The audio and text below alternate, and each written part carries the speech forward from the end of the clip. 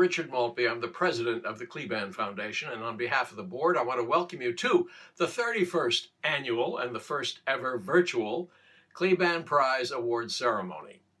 The Kleban Prize is one of the most prestigious in the arts in this country. It's a large award, $100,000 given in two parts over 2 years, to the most promising lyricist and the most promising librettist, as judged by a distinguished panel of theater professionals.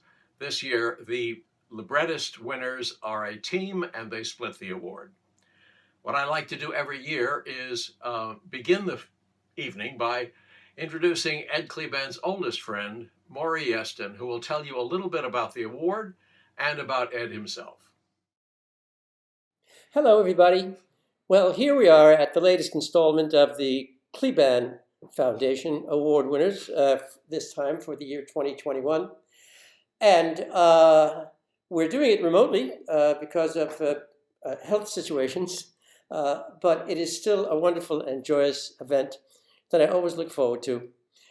Each year at this event, I'm often called upon to say a few words about the origins of the award and also a few words about my dear friend, Ed Kleban, with whom I had such a wonderful relationship. I learned so much from him in so many ways. When Ed passed away, he had already written a chorus line, and he had gone from being a virtually penniless lyricist with a day gig to a fabulously wealthy man. And his lawyer, Alan Stein, called me to his office and said, Ed's will has asked me to cause to be created a foundation that will give a worthy lyricist an enormous monetary award to sustain him or her enough to be able to ply the trade of being a lyricist. The idea being, of course, that if you're a composer, you can play club dates, you can accompany a ballet class, you can do all kind. You can write music out in finale. But if you're a lyricist, what's your day gig? And so Ed's will provided for a bequest of a tremendous amount of money that would come every year from a chorus line, and it would be paid out. It would be paid out to a worthy winner. And I was asked to become part of that and to basically figure out how are we going to put this organization and this prize together. And we called together a wonderful group of people, Wendy Wasserstein and Hal Prince and Peter Stone, and wonderful people, and had a big conversation. And we found out that it was a big chunk of money. And I had remembered that if we're going to give that much money to somebody, perhaps we had so much money we could give 2 awards.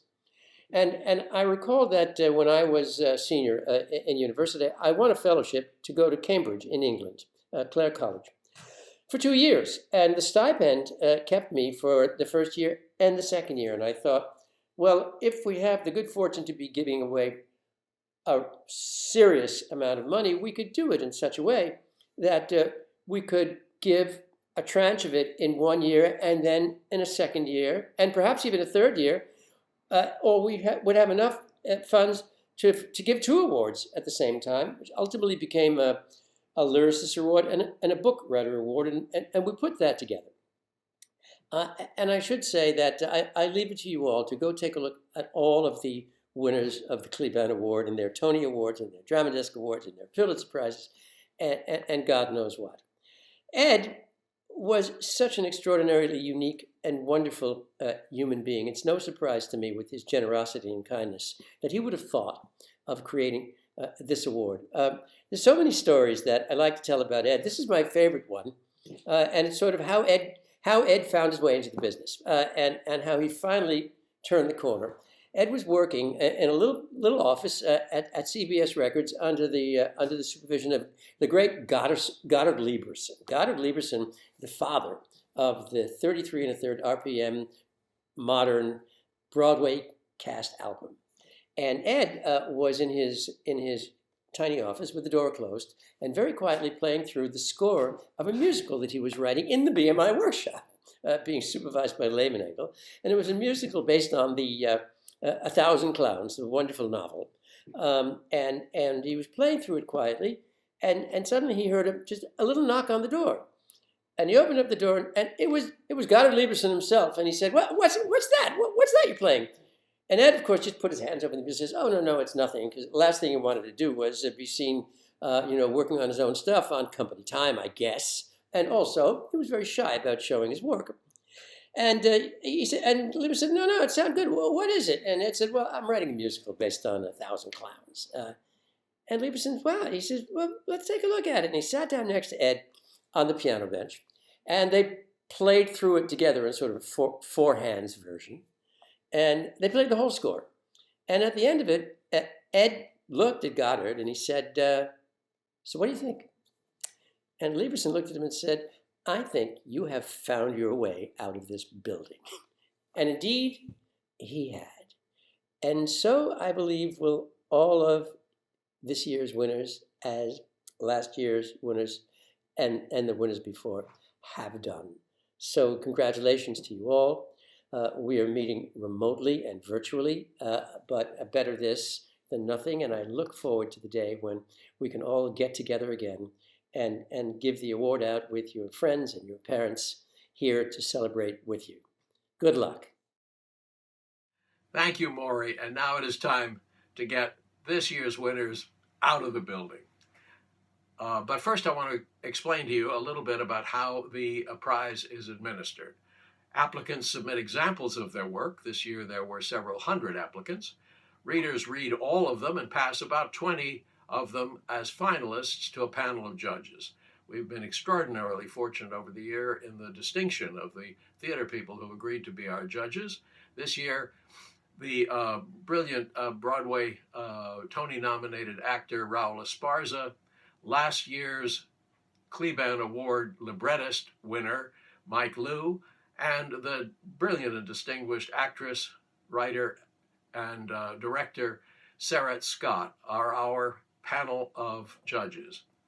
A few things that I'd like to point out. One is the submissions are given to the judges blind. They have no idea who wrote them. They don't know anything about them, age, ethnicity, anything. It's entirely, they judge it entirely on the work itself. Second of all, although the prize is given after an assessment of work that has been submitted, the prize is not given for the work. We do not give a prize for specific work that has been done. In fact, it is the opposite. Through Ed Kleban's wisdom, the prize is intended for work that has yet to be written. So far as I know, it is the most inspired and enlightened award of that sort that exists in the arts. And so, now it is time to introduce to you our librettist winners for this year, Melissa Lee and Kit Yan. Hi, everyone. Hi, friends. Wow, we're just absolutely floored, honored, and so excited to receive this award and to gather here with you today in virtual theater community, something we are sorely missing. We've been writing musicals together for the past 9 years, beginning with Interstate, a musical inspired by our time on the road as a queer and transgender Asian American band, traveling the country and meeting people all across America. This experience allowed us to root our work in what's most important to us, our community and the issues we face. We hope that our work reflects the experiences and journeys of those around us. Not only do we want to see ourselves represented on stage, we want to sit in theaters with our communities together as we watch shows that tell authentic stories and leave the theater having conversations about taking action to change the world around us into the place we truly want to live, a world that is just and equal. For us, making theater is about storytelling and accountability.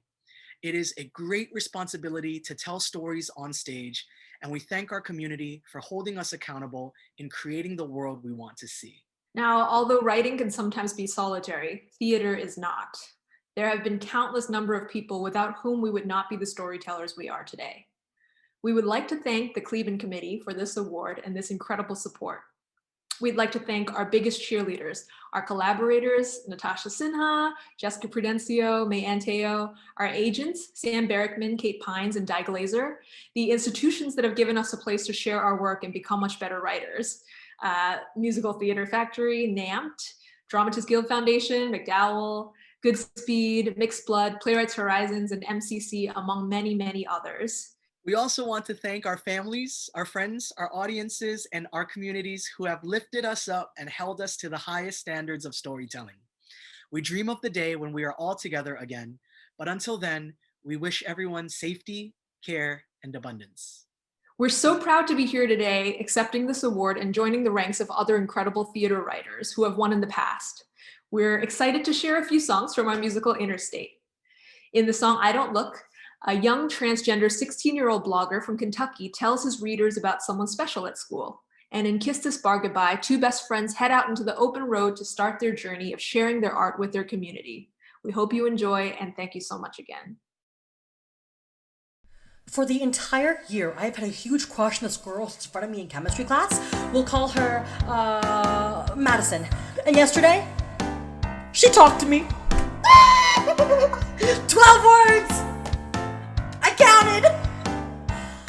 Got those big brown eyes, got the curly hair.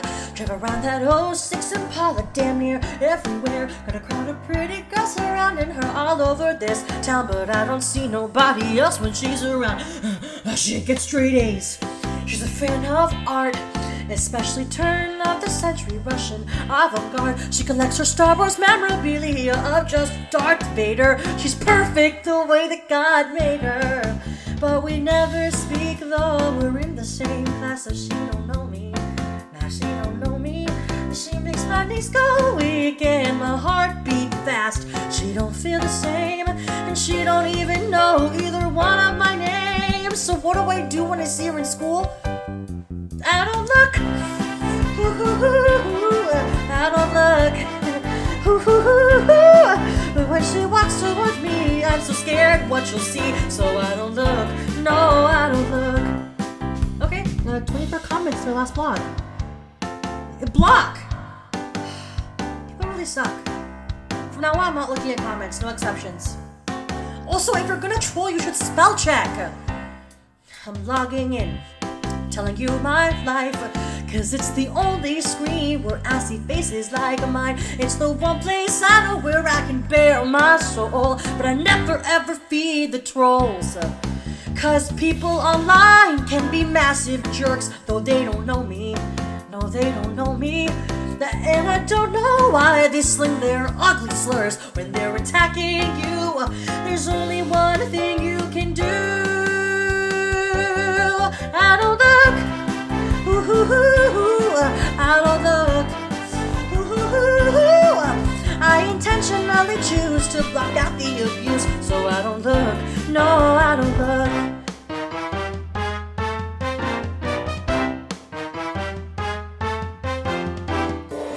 Bandage pressed across my chest, she's not impressed by the way I dress. I'm such a mess, oh God, I'm such a loser. I can feel them laughing and talking smack behind my back, and it cuts so deep I feel it seeping underneath my rags. Oh Madison, I'm made of sin, but you're a slice of heaven. I wanted to be somebody else since I was just 11. The world is mean and cruel, and I feel it so intensely. I'm just 16, but I know when the odds are stacked against me, it's hard to let it be, pretending I don't give a damn. So don't look up at me, just see me for the boy I am, and I hope you don't let me down. Oh, but she hangs with the guys on the football team. I wish they knew me. I wish they knew me. Raised on chili fries and the American dream. With perfect teeth, they look nothing like me. I don't look. I don't look. Already going to hell, might as well save myself. I don't look. No, I don't look.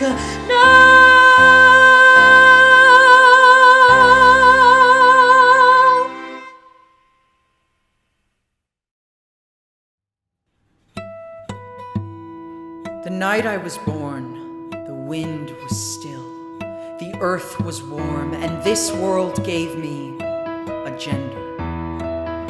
The night I was born, the moon was bright, and my parents wrapped me in second-hand blankets, the scent of baby girls locked in the bright red ribbons. Then, as the colors faded red to pink and the fibers wore down ragged, I felt my gender do the same.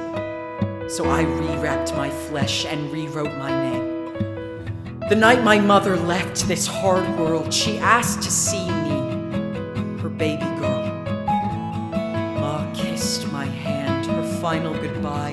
My father cried, my heart broke open. Baba said to me, in this life, there's no time to waste, so chase your dreams. Fly, fall, run. In this life, you will be my son. I've always known this truth inside you, so let this spirit free to guide you. With a Tale that's got to be told. A tale that's got to be told. So I said, let's go. I'm gonna kiss this bar goodbye, trade my seat in for the ride. It's a long road, it's a long way, but I will take a stand and I'll fight the fight on the road where we'll begin, with the map etched on my skin. This is our stage, this is our ride, so let the story unfold tonight.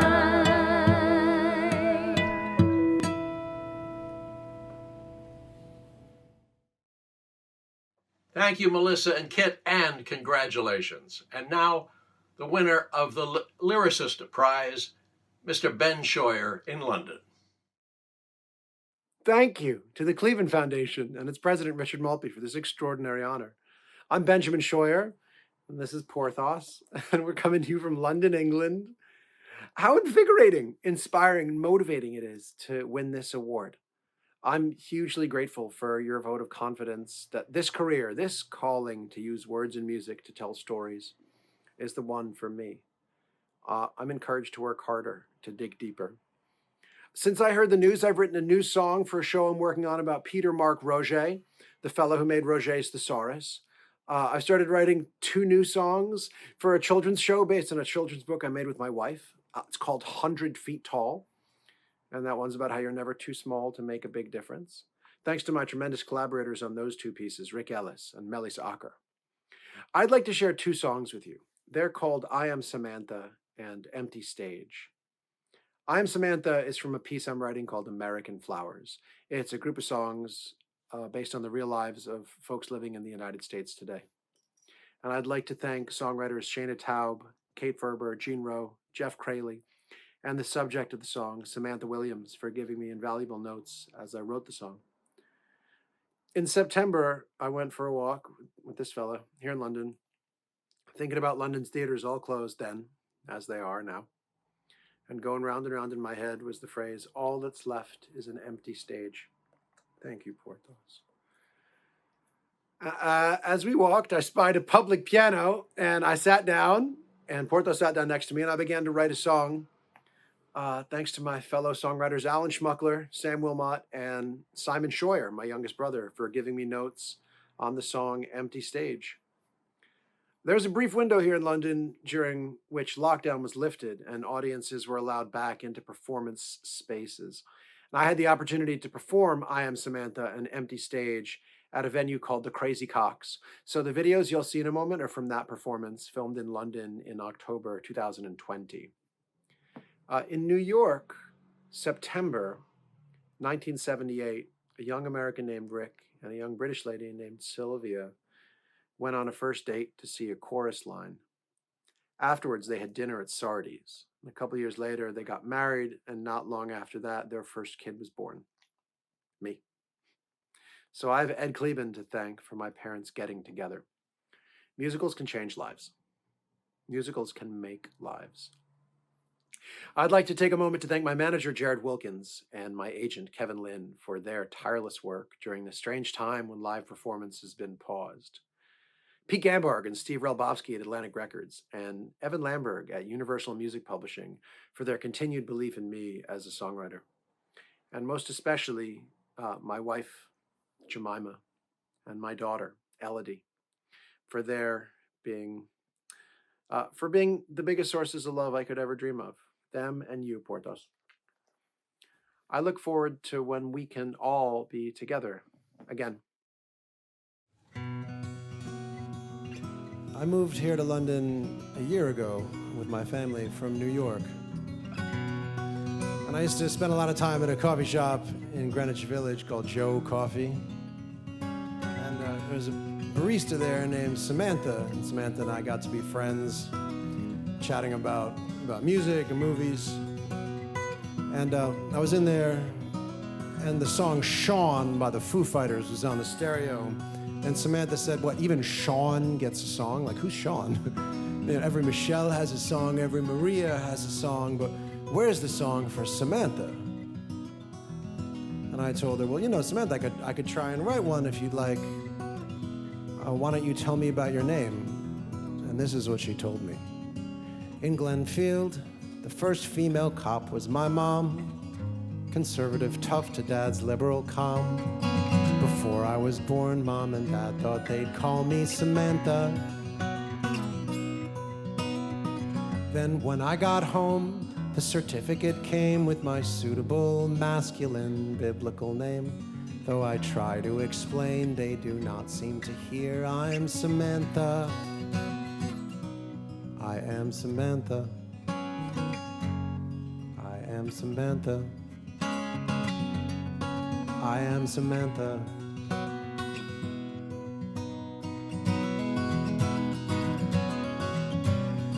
I marry and move to New York, study writing. We never have sex and we're constantly fighting. I go to the church filled with shame and explain I am Samantha. And that I keep my legs shaved in case there's a day I can go out at last as myself. And they tell me to pray, and they send me to counseling to kill off Samantha. But I am Samantha. I am Samantha. I am Samantha.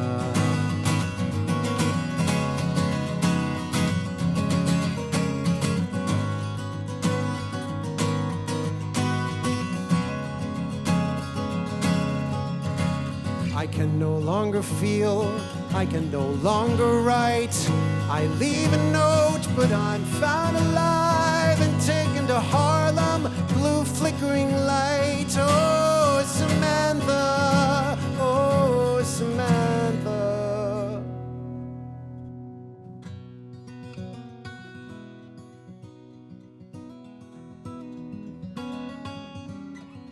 I go back to Glenfield and say, what till now was unsaid to them. Mom breaks down crying and hugs me, and Dad says I'm dead to him. I've lost a lot to have made it this far.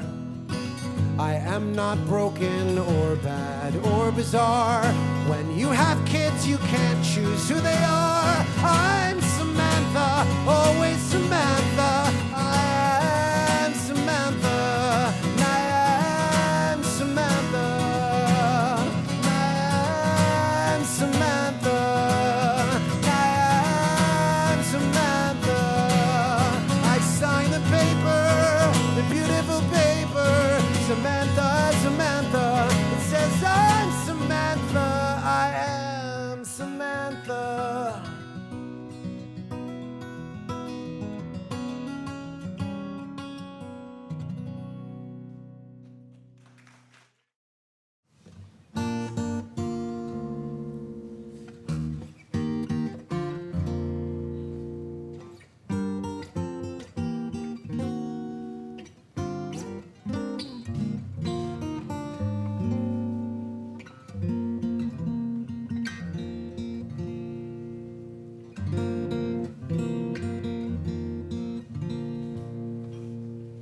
Dusty chairs, sagging curtain, music stuck inside the page, costumes back inside their boxes. All that's left is an empty stage. All that's left is an empty stage. All the dances, all the spotlights, memories of a golden age, fade to stillness, fade to darkness. All that's left is an empty stage.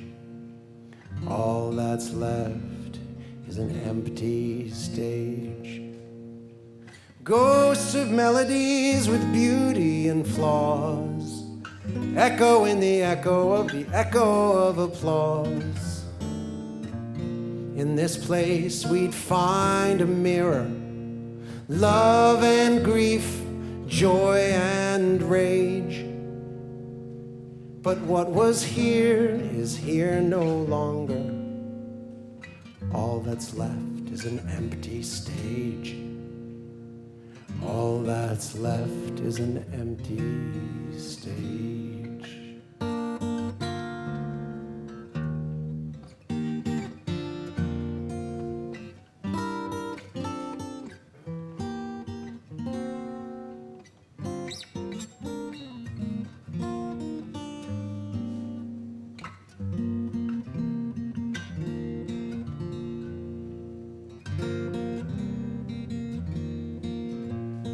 Ghosts of melodies with beauty and flaws, echo in the echo of applause.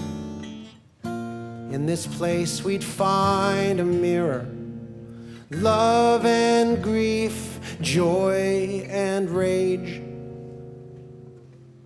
But what was here is here no longer. All that's left is an empty stage. All that's left is an empty stage. Thank you, Ben, and again, congratulations. Well, that is our ceremony for this year. Normally, I would simply thank you all for coming, and also thank ASCAP and BMI for being our host for this event year after year. But this evening there is a special treat. Ben Scheuer's song, Empty Stage, caught the attention of Carlos Acosta, the director of the Birmingham Royal Ballet, who decided to make a film of it.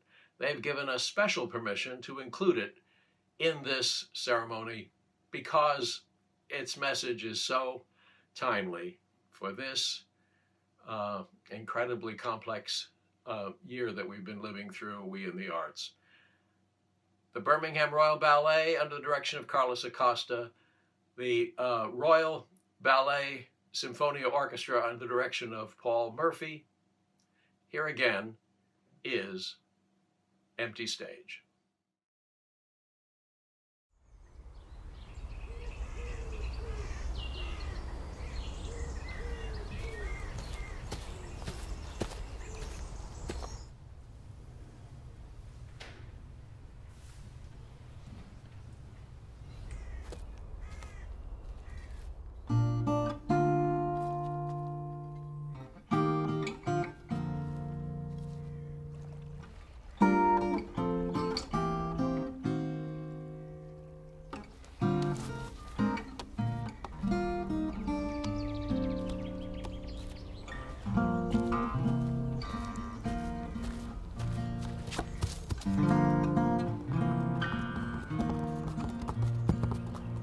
Dusty chairs, sagging curtain, music stuck inside the page, costumes back inside their boxes.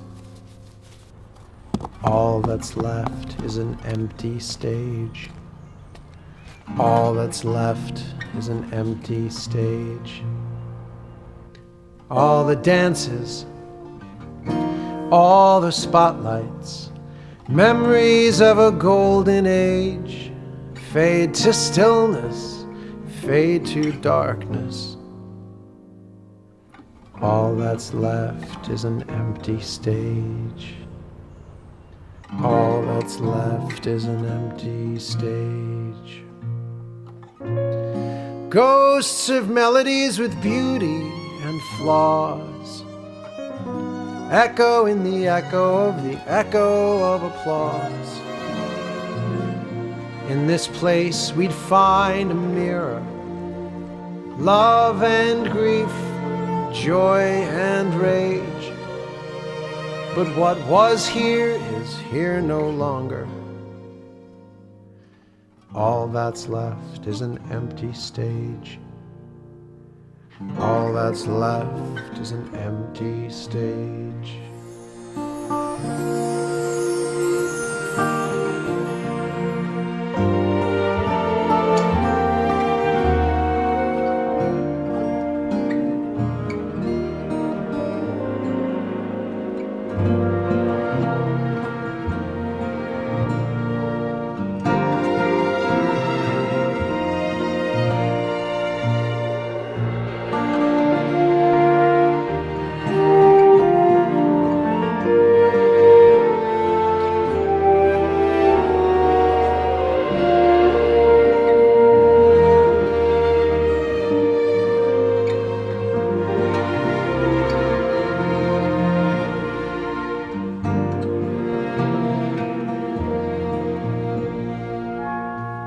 Ghosts of melodies with beauty and flaws echo in the echo of applause.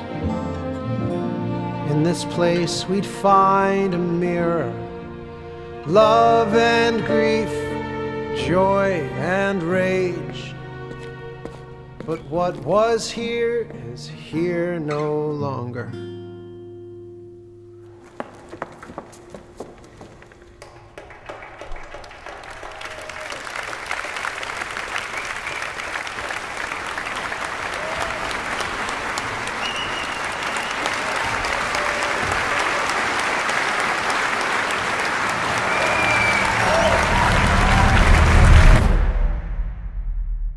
All that's left is an empty stage.